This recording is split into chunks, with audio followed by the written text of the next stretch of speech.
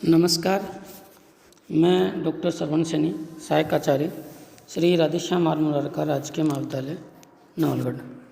आज की इस क्लास में अपन पढ़ेंगे जापान के संविधान की प्रमुख विशेषताएं।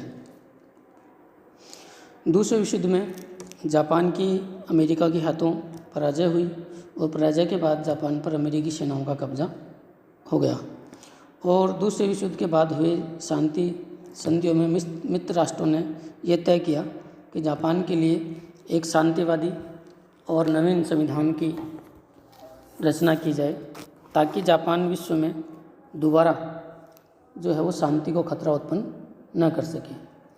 जापान के लिए नवीन संविधान की निर्माण की जिम्मेदारी अमेरिकी सेना के जनरल मैक आर्थर को सौंपी गई। जनरल मैक आर्थर के नेतृत्व में जापान के लिए नए संविधान का निर्माण है वो 7 अक्टूबर 1946 को है वो किया गया और इस संविधान को 7 अक्टूबर 1946 को डैट ने इसका अनुमोदन किया और 13 नवंबर को सम्राट ने इस पर अपनी सहमति दी और 3 मई 1947 को जापान का ये नया संविधान है वो लागू हुआ। इसी संविधान को सोवा संविधान भी है वो कहा जाता है। यह संविधान सोवा संविधान के नाम से भी प्रसिद्ध है। अब अपन बात करते हैं जापान के इस नए संविधान की जो 1947 में लागू हुआ और अब तक लागू है। इस संविधान की विशेषताएं जो हैं वो अपन इस प्रकार से पढ़ेंगे। अब अपन चर्चा करेंगे जापान के संविधान की प्रमुख विशेषताएं। पहली विशेषता है लिखित संविधान। जापान का संविधान ब्रिटेन के संविधान की तरह अलिखित नहीं बल्कि अमेरिका के संविधान की तरह पूर्णतः लिखित है। इस संविधान में 103 अनुच्छेद हैं और इसमें 11 अध्याय हैं। ये संविधान कुल 20 पृष्ठों में है वो लिखा हुआ है। अगली विशेषता है कठोर संविधान। जिन संविधानों में संशोधन करने की प्रक्रिया कठिन होती है उन संविधानों को कठोर संविधान कहा जाता है और जापान के संविधान में संशोधन करने की प्रक्रिया कठिन है।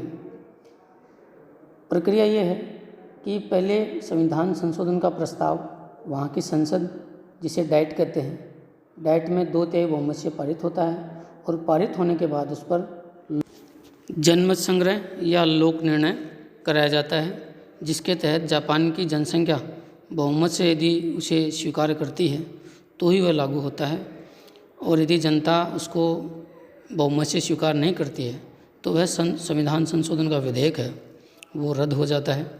जापान के संविधान के अनुच्छेद 96 में इस संविधान संशोधन की प्रक्रिया का उल्लेख है वो किया गया है। जापान के संविधान की कठोरता का ये उदाहरण है कि जापान के संविधान में अब तक एक भी संशोधन संभव नहीं हो पाया है और जापान का संविधान जिस रूप में 1947 में था उसी रूप में आज है।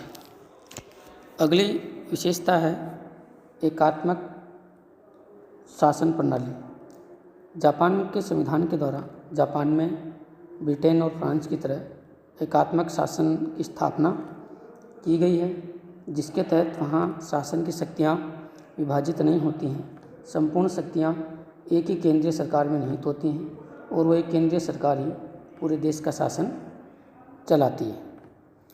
अगली विशेषता है लोकतांत्रिक संविधान। जापान का संविधान पूर्णतः लोकतांत्रिक है। संविधान के द्वारा शासन की अंतिम शक्ति जनता में निहित की गई है। जनता अपने प्रतिनिधियों के माध्यम से अपनी शक्ति का प्रयोग करती है। जापान में संसद और जापान की सरकार जनता के द्वारा निर्वाचित होती है और वह जनता के प्रति उत्तरदायी है वो होती है। अगली विशेषता है संसदीय शासन प्रणाली। जापान के संविधान के द्वारा जापान में संसदीय शासन प्रणाली की स्थापना की गई है। वहाँ कार्यपालिका का गठन संसद में से होता है और कार्यपालिका संसद के प्रति उत्तरदायी है वो होती है। एशिया महाद्वीप में सर्वप्रथम जापान में ही संसदीय शासन प्रणाली की स्थापना है वो की गई थी। अगली विशेषता है धर्मनिरपेक्षता। जापान का जो वर्तमान संविधान है वो पूरी तरह से धर्मनिरपेक्ष है। संविधान के अनुसार राज्य का कोई धर्म नहीं है और सभी नागरिकों को अपनी पसंद के अनुसार धर्म को अपनाने की या न अपनाने की पूरी स्वतंत्रता है वो प्राप्त है। अगली विशेषता है संविधान की सर्वोच्चता।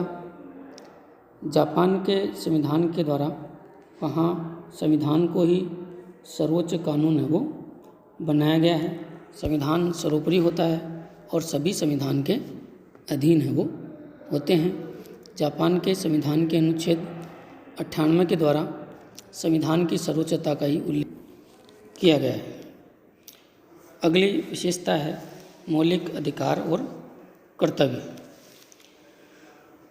जापान के संविधान में भी नागरिकों के लिए मौलिक अधिकारों और कर्तव्यों का उल्लेख है वो किया गया है। जापान के संविधान के अनुच्छेद 10 से लेकर 40 तक में मौलिक अधिकारों का उल्लेख है वो किया गया है। इन मौलिक अधिकारों में समस्त सामाजिक, राजनीतिक, आर्थिक और शैक्षिक अधिकार है वो नागरिकों को प्रदान है वो किए गए हैं और ये अधिकार अपरिवर्तनीय हैं और इनका उल्लंघन किया जाना संभव नहीं है।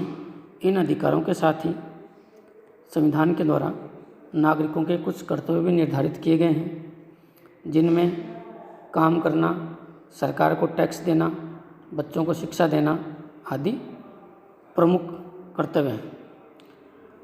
अब अगली विशेषता है न्यायिक पुनरावलोकन। जापान के संविधान में भारत और अमेरिका की तरह न्यायपालिका को न्यायिक पुनरावलोकन की शक्ति भी प्रदान की गई है, जिसके तहत न्यायपालिका सरकार और संसद के कार्यों की संवैधानिकता की जांच कर सकती है।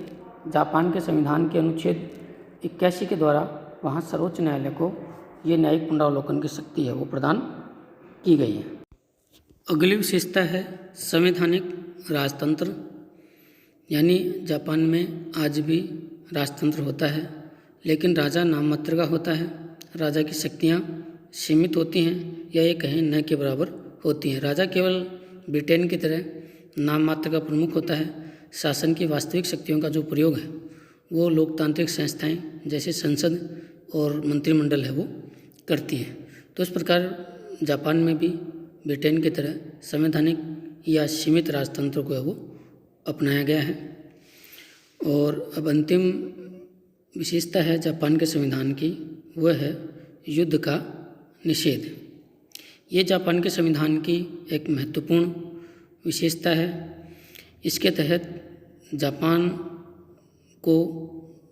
का संविधान युद्ध के अधिकार से वंचित है वो करता है। और जापान का संविधान ही विश्व का एकमात्र संविधान है जिसमें युद्ध निषेध का उल्लेख है वो किया गया है। जापान के संविधान की प्रस्तावना और अनुच्छेद 9 में युद्ध निषेध का उल्लेख किया गया है और इसके तहत जापान न तो सेनाएं रखेगा और न जापान अपनी सेनाओं को अन्य देश में लड़ने के लिए भेजेगा। जब ये संविधान लागू हुआ था तब जापान की सुरक्षा की जिम्मेदारी है वो अमेरिका ने अपने कंधों पर ली थी। जापान और अमेरिका में इस विषय पर समझौता हुआ था कि जापान को सुरक्षा है वो अमेरिका उपलब्ध कराएगा।